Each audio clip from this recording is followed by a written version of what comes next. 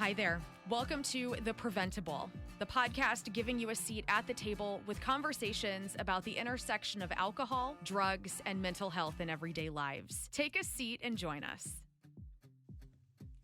Welcome to The Preventable.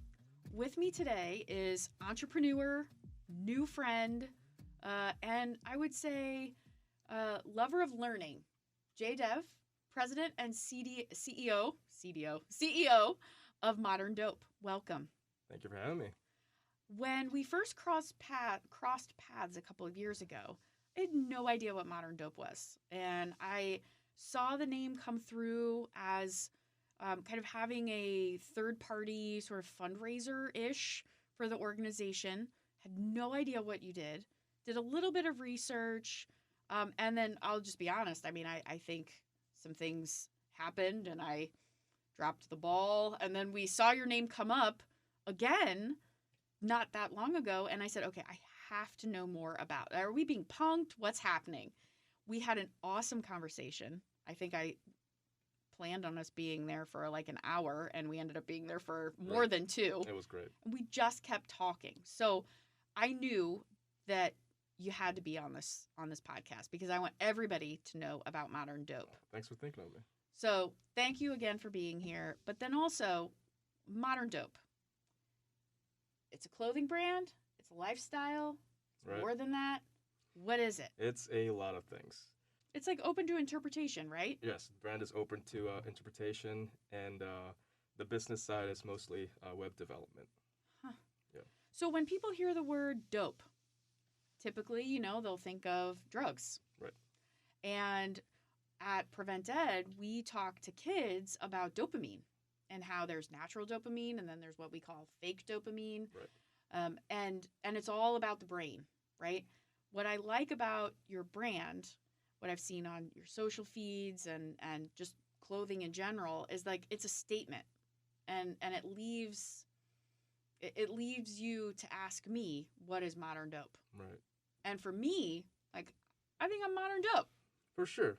I think I'm like absolutely cool and weird and different and quirky. It's so weird because people are able to connect with it without even knowing what it stands for. Mm-hmm. And that's why it's open to interpretation, is because everyone sees it differently. But deep down inside, they all kind of know what it means. Yeah. Yeah.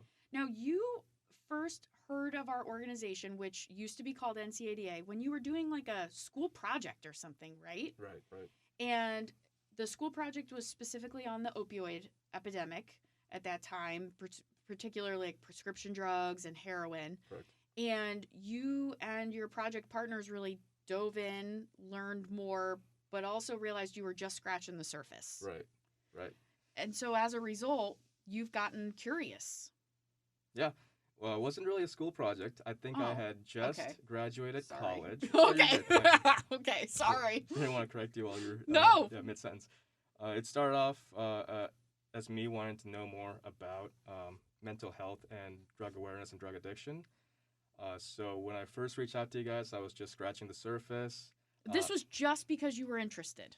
Yes. So it's not just me. It was me and some friends from college. We had graduated, and we wanted to do something more than our day jobs that we had, just picked up after graduation. Yeah. Or just started. So yeah. So you started to learn more. You wanted more information about substance use disorders, but also mental health. Correct. And so, like, where does that come from? It's a great question. I think I'm just genuinely interested with our country's relationship with drugs. Mm-hmm. Like we talked about over coffee, we talked about Dope Sick. Yes. You had seen the TV series, and I was just reading the book. And that book opened my eyes up to a lot of the history behind where we are today. Right. Why we're here today. Yeah, how we got here. Yeah, how we got here. So that's where it started for me. Mm-hmm. I'm very grateful for everything in my life that has lined up for me to be able to be an entrepreneur. And I'm very grateful to have the opportunity to be self-employed and deliver value to my community and especially my clients and my family, and be able to provide for my family. So when I first started out working for myself, I was genuinely interested in self-development. Routine and discipline is something I strive for every day. I practice to get better at that every day. And I love reading self-development books. And I honestly feel like impact the economy in a positive way. Yeah. So baby steps right now can hopefully lead to bigger things in the future. And yeah, that's drugs are different for everyone. Everyone's got a different relationship with drugs. And I came from a very open-minded perspective, and I genuinely I felt like reaching out to your organization would help me learn more about what you're doing to make an impact. And I think what's interesting about you, you're talking about the fact that Modern Dope is a combination of kind of the brand, the clothing, but then also the tech side of it. And what, to me, that boils down to, as a nonprofit, we struggle with telling our story. We do.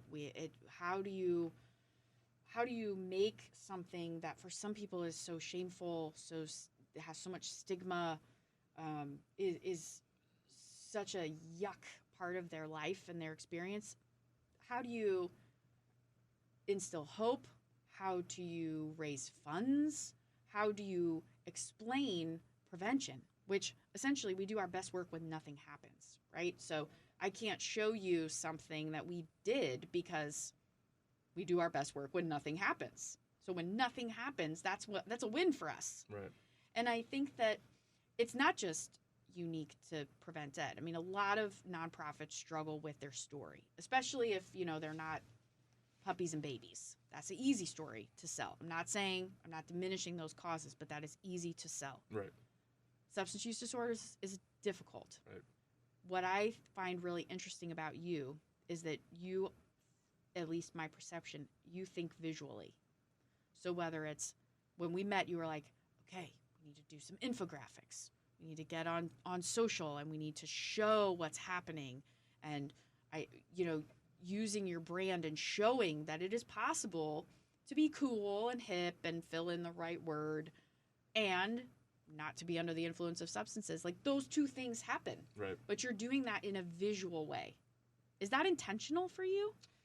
I think as a digital marketer and then a web developer by trade, those are things I've been studying, and that's just my expertise. So I wanted to do something bigger than me. I definitely want to make a positive impact to my community, and hopefully the economy one day. Yeah. Like I said when we were having coffee, I'm very grateful for the opportunities that I've had to be where I am right now, and I want to be able to impact the next generation, even the current one, in a positive way, and help them be able to have opportunities of their own present themselves. A lot of that is about education and staying level-headed. So those are the things that interest me. Level-headed. Yes. That's a good way of putting it. Very passionate about having the right routine and discipline. So I read a lot of self-development books on the matter. So over the past 3 or 4 years, I've been working on my company, the business side of things, launching the web development side of things off the ground. Also grateful to be able to provide value to my clients who I work with.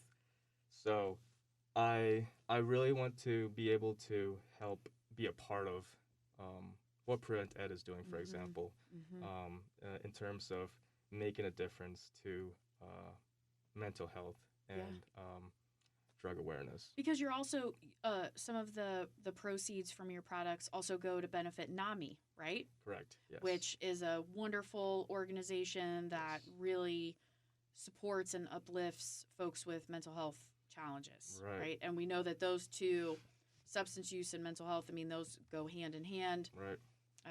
Sometimes it's like which came first.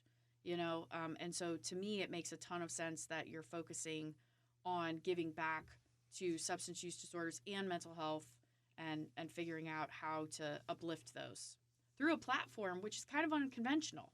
Definitely, yes. I mean, it's an unconventional way to draw attention to these causes. Most definitely, and it's weird in a lot of ways how it's grown to become that, and it's everything I could ask for right now. It's definitely going in the right direction.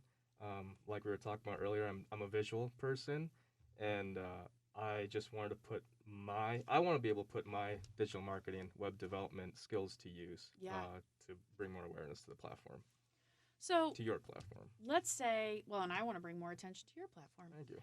So let's say that a musician comes to you and says, wow, I want to wear your shirt on stage. Sweet. But you know that, you're not totally sure that they're in line with your brand, like structure and discipline and things like that. Right. Have you thought about that? What if, let's say, somebody comes to you and says, I want to wear your shirt in concert, and you know this person leads a lifestyle that might not be in sync with yours. Right. What do you do? What do you say? I've never really thought about that one. I'm overly optimistic. Oh. And see, that's the problem. I'm overly pessimistic. No, I don't think that's the problem. I think that's how you think about things and get things done. If someone were to approach me like that, I don't know what I would say. Yeah. I'd probably let them wear the shirt. Yeah. And then I'd probably want to get to know what that artist's team is like. What not just the artist, but what is their team's background like as well. So for me, getting involved with an artist would also be building that relationship with their team and their organization as well. So 2 things that I think make you really unique and that I think makes St. Louis unique, but I'm not sure, is you seem to be a product of St. Louis's kind of thriving tech community. At least in the last couple of years, there's really been a boom. But then also apparel. I mean, St. Louis has had roots in apparel for a long time. I mean, we used to be a shoe town, right? So but to me, it's like this really nice marriage of you being a product of the tech side of St. Louis and the apparel brand grit. I'm going to start my own thing. Where does that come from? It's funny you brought up the shoes because I was just having a conversation with my friend yesterday. Okay. And his dad used to sell shoes in St. Louis, pretty big. And he used to sell it directly to Santana, the musician at the time. Okay. All right. But that's a great question. That's just a side note. That's a great question because I think St. Louis, being St. Louis, we're in the heartland region of things. We get a little mix of the East Coast and the West Coast, and then we get a lot of people who move to St. Louis and then out of St. Louis as well. So I think we're just a modge podge of different cultures within the United States and abroad. And in terms of tech, St. Louis is a great place to start a startup or be a part of the tech industry. And I don't think people realize that. I mean, you don't think St. Louis and you're not like, oh, booming tech industry. But that's definitely something that over the years, I mean, there's a few different innovation hubs, right? Like you have T-Rex, you have the one that's kind of right down the street where we're recording. That's more like ag. Right. CIC. Yeah, exactly. CIC, which stands for... I don't know what it stands for. I always call it Chich. Oh, okay. Yeah. All right. That's the one down by the Cortex, kind of, right? Yes. By the IKEA. Yep. Yeah. Now, do you have, are you part of one of those, or? I'm not. Okay. But I've gone to a few of their happy hours here and there. Yeah. Excuse me. So it's really cool to see that community thrive in St. Louis. Mm-hmm. I think a lot of factors go into it. I think St. Louis is a great place to start a family. Yeah. So there's that. There's the standard of living, cost of living. That really makes St. Louis a good what's the best way to put it? I describe it as kind of an incubator. Yeah. But I also describe our organization as an incubator. Like we have people who come in, We give them skills, give them support, and then they go out and kind of go wherever. But hopefully they come back to us someday. Sometimes they do. Yeah. Well, you're saying all these great things about St. Louis, but you just moved to Chicago. So what's that all about? Yeah, I've always wanted to move to Chicago. I used to go there with my family when I was a kid, and just really wanted to be a part of the bigger metro. So I'm there right now. St. Louis is where my heart is, but Chicago is what I'm exploring currently. I'm still finding my way around the city. So that's the other thing is St. Louis is a great incubator for a lot of these startups and a lot of tech companies currently. But where I come from, it's I've been freelancing over the past decade now, and I've been able to build a network with other freelancers from my university, UMSL, and in St. Louis in general, where there is a group of millennials, for the most part, that are doing a great job providing value for small businesses. People wonder and always get worried about the next generation, right? Like they sit back and they're like, oh, this next generation, they're so soft, or they've had their parents be helicopters for them, or they, love rock and roll, or whatever, fill in the blank, right? And we have the privilege of working with a lot of really amazing young people. We have one on our board of directors, actually. She's a senior in high school. I hope she runs for president someday. I mean, and I just think that if you think that the younger generations are failing or are missing the boat, then clearly you're uninformed, you're uneducated, and you're not hanging around the teenagers that I'm hanging around with, or you're not hanging around with the millennials that I'm hanging around with. People like to focus on the negatives most of the time because it's easier. It's human nature. It is. But yeah. Are you mentioning Pooja, by the way? Yes, yeah, I am. Right. I am. Yes, Pooja for president. What was the name of the project that she did? She's working on those Nalock boxes. Yes. Where she's trying to put, and she's succeeding. I mean, she is presenting all over town trying to get Nalock boxes in. And, she's making incredible moves. And I am convinced, and no one else could tell me differently, I'm convinced that the reason our state finally got a prescription drug monitoring program is because of the teenagers that we unleashed on the legislators last year, and they had reasoned arguments. They remained calm. They were poised. They respectfully said, no, I'm sorry, you're wrong. You're misinformed on that. And I am really convinced that that's why we have a prescription drug monitoring program. Right, for sure. But I think for people who are like, oh, millennials, I mean, all they have to do is kind of look at you, and it's like, no. Yeah, I don't think, I can vouch for all millennials. Well, of course. But the thing is, I feel like I'm very happy to be born in that time period. Mm-hmm. Mostly because they didn't have Ring doorbells back then. And, your folks wouldn't know if you're sneaking out. True. True story. But that being said, the first podcast episode you guys had, I went back and listened to a few, were some Gen Zers, I believe. That's correct. And it was amazing how articulate they are, and that whole podcast really, it goes to show that it's not about what generation you're born in. It's about how much you care and what work do you want to put in. I believe that if a person is in the right mindset and proper environment, a healthy, positive environment, that they should be able to make good decisions for themselves, healthy decisions for themselves. That's right. And like I said, that's me being overly optimistic. If people want to find you, they want some assistance with helping to develop their brand and the tech side of it, if they want to purchase some of your amazing swag, how do they find you? moderndope.com. The people I actually love working with the most are some of my clients who do a lot to give back to the community as well in their own different ways. If you really believe in something and you feel very passionate about it, I definitely want to work with you and have a conversation with you and help you take your vision there.